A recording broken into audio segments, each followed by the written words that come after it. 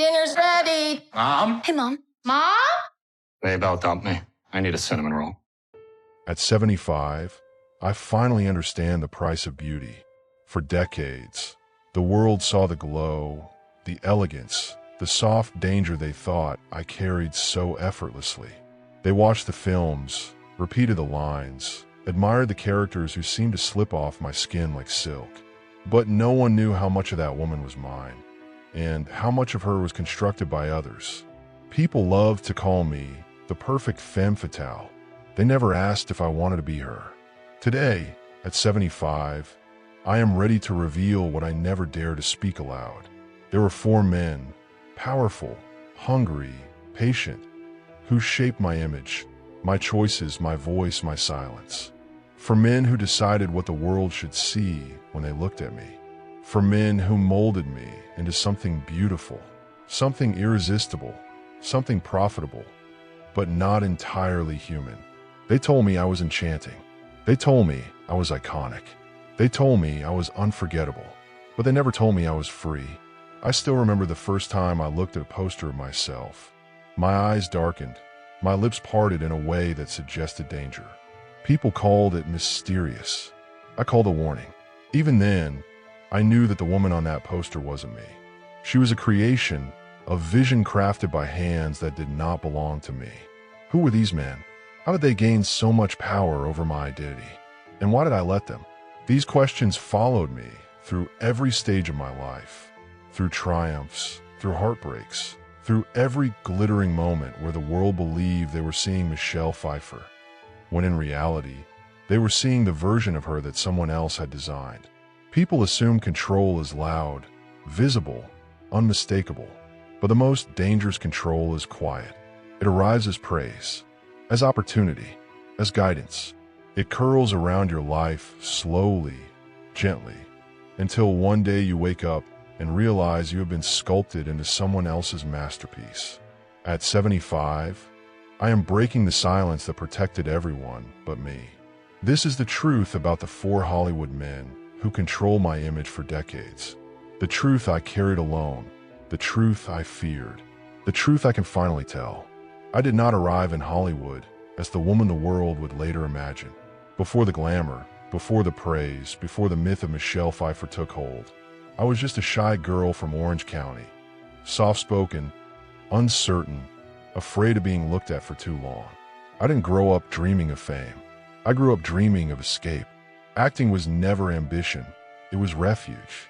A place where I could become someone stronger, someone louder, someone who didn't tremble at the thought of being seen.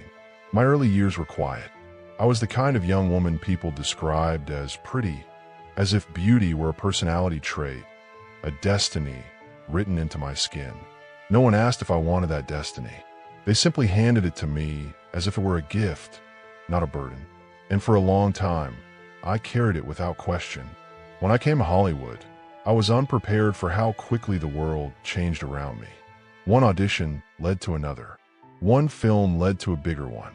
And suddenly, I was no longer the shy girl searching for belonging. I was the new obsession. The studios loved my face, my enigmatic eyes, my soft danger.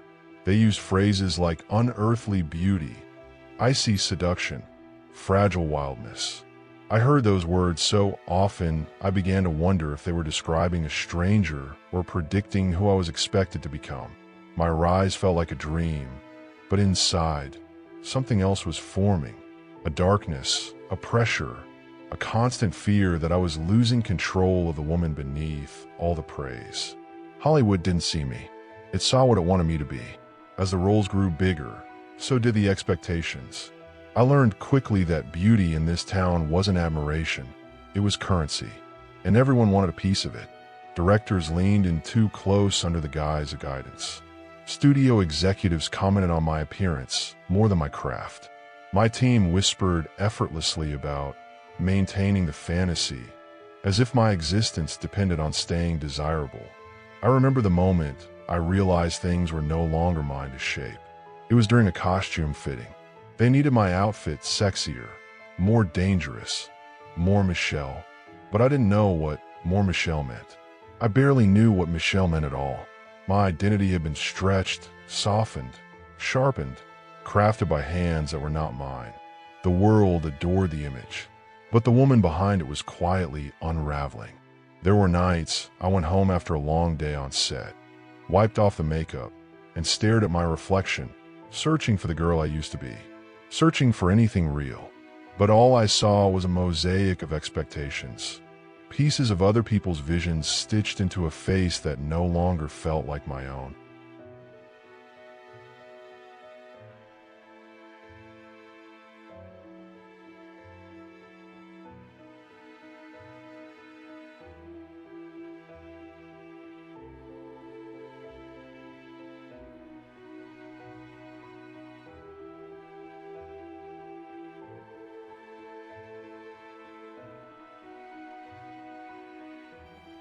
People think fame builds you, but for me, fame was disorienting. It magnified every insecurity I carried. It made me small even as it made me shine. And behind the red carpets, the magazine covers, the acclaim, I felt a growing loneliness, a quiet ache I didn't know how to name, a sense that I was being shaped into something beautiful, while the woman beneath that beauty was slipping away. But no one knew the real story, and behind it all, I was falling apart. The first man who controlled my image did it with admiration. Or at least, that's what I thought it was. I call him the architect because he didn't just direct a film. He built a version of Michelle Pfeiffer the world would spend decades believing in. He discovered me when I was still trembling inside, still unsure of my place, still trying to understand where the shy girl ended and the actress began. He looked at me like I was an unfinished masterpiece, a raw material he had been waiting for, a canvas he believed only he could paint properly. "You're a vision," he said the first day we rehearsed, his voice low, confident. "Michelle, you have something no one else has. Let me show the world." At 20-something, praise like that felt like prophecy.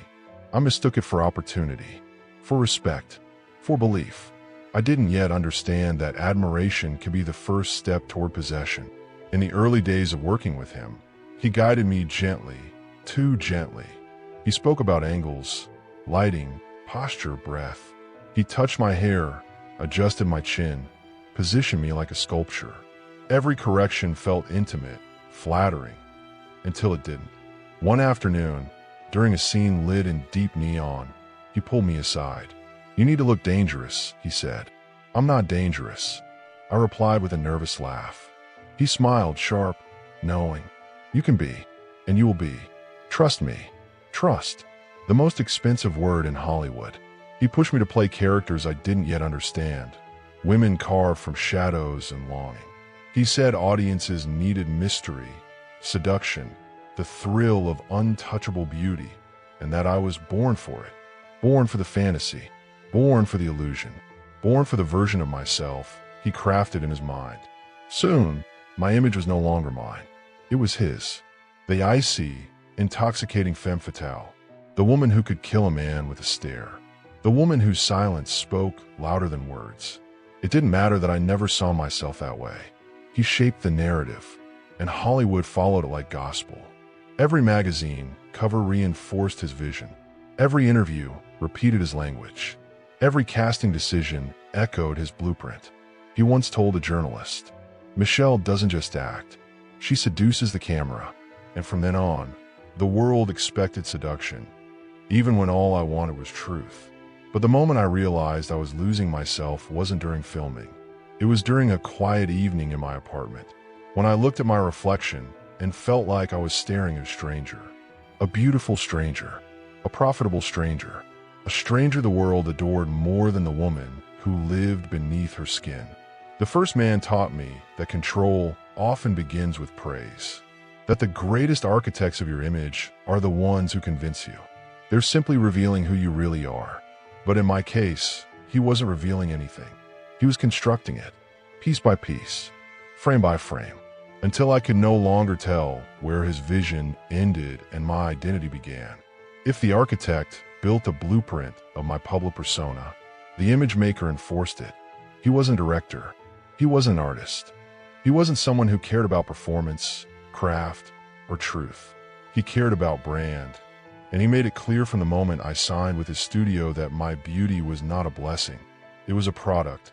He called me into his office on a blinding afternoon. The room smelled of cigars and expensive leather, and the window behind him was so bright I could barely see his face.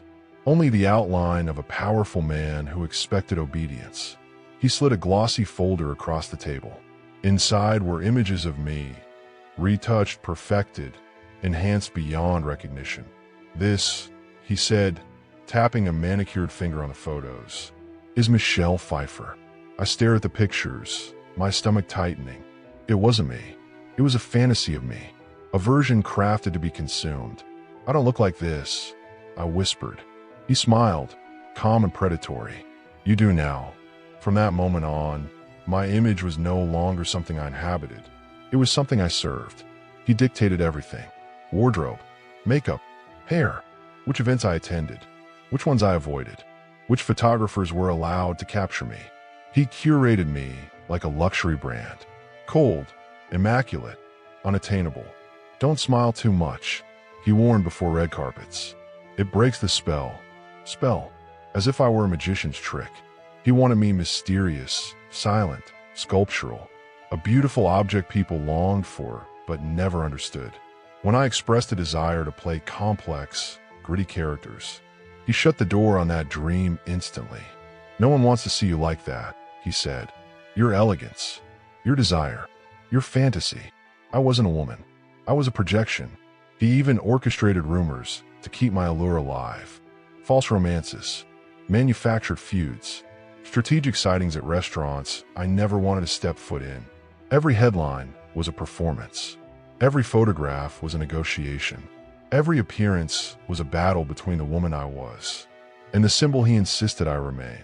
One night, after yet another photo shoot where they airbrushed me until I looked like porcelain, he said the sentence that still stings decades later. Your value is in how the world sees you, not in who you are. I carried that sentence like a wound. It shaped my anxieties, my choices, my self-worth. For years, I lived afraid that if my beauty faded, everything else would vanish with it. But the worst part wasn't what he said. It was what I believed because of him. The second man taught me that the most dangerous cages are the ones built from admiration. Fragile, gilded, and nearly impossible to escape. If the architect crafted the fantasy and the image maker enforced the illusion, then the handler ensured I stayed trapped inside it. He was the first manager I trusted, a man who spoke softly, listened carefully, and carried himself like someone who wanted to protect me. He told me my instincts were sharp, my talent undeniable, my future limitless. I believed him. God, I believed him. But protection can be the most subtle form of control, especially when it arrives disguised as care. He studied me the way an illusionist studies the angles of a trick. He knew which compliments disarmed me. He knew which fears to soothe. He knew how to position his guidance as wisdom, and how to position my doubts as weakness. Those serious roles you want, he'd say gently. Not yet. Audiences love you as the elegant enigma. Don't ruin that. Ruin. A word he used like a leash. Whenever I dreamed of breaking out of my typecast shell, playing raw, messy characters with dirt under their nails, he redirected me without ever raising his voice. You're too refined for that. You're too delicate. You're too iconic to change lanes. Too iconic to change. Too successful to evolve. Too admired to take risks. He made my cage feel like a throne. For years, I mistook his control for guidance. He chose my scripts, my appearances, my interviews, even my tone when speaking to the press. When journalists asked difficult questions, he fed me answers that preserved the fantasy. Soft, graceful, distant. People don't want to know your opinions, he said once. They want to know your beauty. The sentence burned, but the moment I realized the depth of his influence wasn't during a conversation about my career. It was during one about my life. I had fallen in love with a role that terrified me. A character broken, angry, beautifully human. I wanted it more than anything. But he shook his head. That character is beneath you, he said. You were born to be admired, not understood. Born to be admired, not understood. That was the moment something inside me cracked. Because admiration is distance, understanding is intimacy, and he was terrified of anyone getting close enough to see the woman beneath the icon he had helped create. When I pushed back, finally, he didn't yell. He didn't argue. He simply smiled, a slow, pitying smile that chilled me. "You're making a mistake, Michelle. If you step outside the image we built, you won't survive in this town.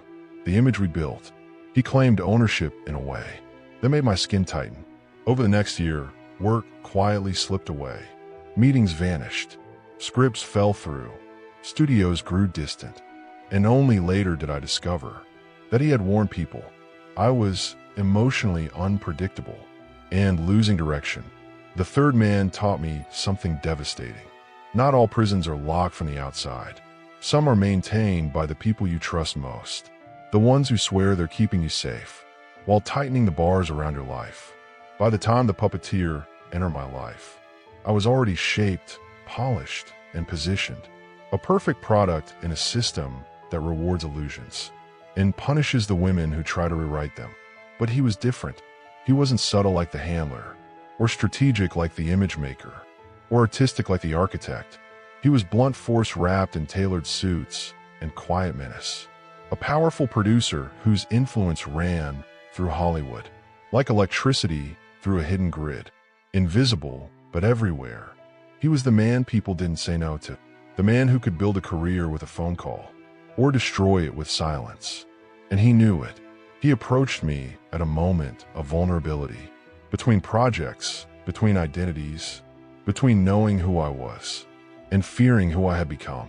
"I can take you to the next level," he told me at a private dinner. His voice steady, confident, as if he were offering salvation. "But you have to trust my vision." Vision, another word that should have warned me. At first, his involvement felt invigorating. He opened doors I didn't know existed. Scripts that had eluded me suddenly appeared on my desk. Directors who once ignored me were suddenly eager to meet. He made things happen quickly, too quickly, because nothing in Hollywood moves that fast, unless someone is pulling strings. And he was. Soon, opportunities that didn't fit his plan vanished. Roles that showed my depth were not right for the moment. Characters with complexity were too off-brand. Scripts I loved quietly died in development. But the roles he insisted on, the polished enchantress, the icy beauty, the flawless apparition, those roles appeared like clockwork. When I resisted, he leaned in close, his voice low, almost gentle. "Michelle, you are a symbol. Symbols don't evolve. They endure." I felt cold. He wasn't preserving my career. He was preserving the fantasy that others had built, and he had taken ownership of. The worst moment came during a negotiation for a role that terrified me, a role that would have freed me from the image, that had imprisoned me for years. He shut it down, not with anger, not with argument, with a single sentence. "You don't get to decide what Michelle Pfeiffer is." The room went still. Time froze. My breath caught in my chest, because for a moment, I believed him. That was his power, not in what he controlled, but in how easily he made me doubt my right to control myself. When I finally began to pull away, he didn't retaliate loudly. He didn't need to. A few withheld calls, a few scheduling conflicts, a few whispers to people who feared him more than they respected me. And my opportunities dried like leaves in winter. The fourth man taught me the darkest truth of all. Control doesn't always feel like force. Sometimes it feels like inevitability, until you wake up one day and realize you have been living as the creation of a man who never loved you, only the image he built. There is one truth I have never spoken, not to friends, not to directors, not to the people who loved me, not even to myself until much later. For years, I believed the four men who shaped my image were the reason I lost control of my identity. The architect who built the fantasy, the image maker who perfected it, the handler who preserved it, the puppeteer who enforced it. But the truth is far more complicated, far more painful, far more difficult to admit. The most powerful force controlling my image wasn't any of those men. It was me. I was young, too young to understand how quickly admiration becomes obligation, how silently praise becomes expectation, How easily a beautiful woman learns to disappear into what others want from her. There was a part of me, a small, frightened part, that believed the world loved the fantasy more than it could ever love the reality. And so I protected the fantasy. I fed it. I polished it. I hid inside it. Because the truth was terrifying. I didn't think the real Michelle Pfeiffer was enough. Not alluring enough. Not confident enough. Not powerful enough. Not worthy enough. So when the men shaped my image, I let them. When they told me I was a vision, I tried to be one.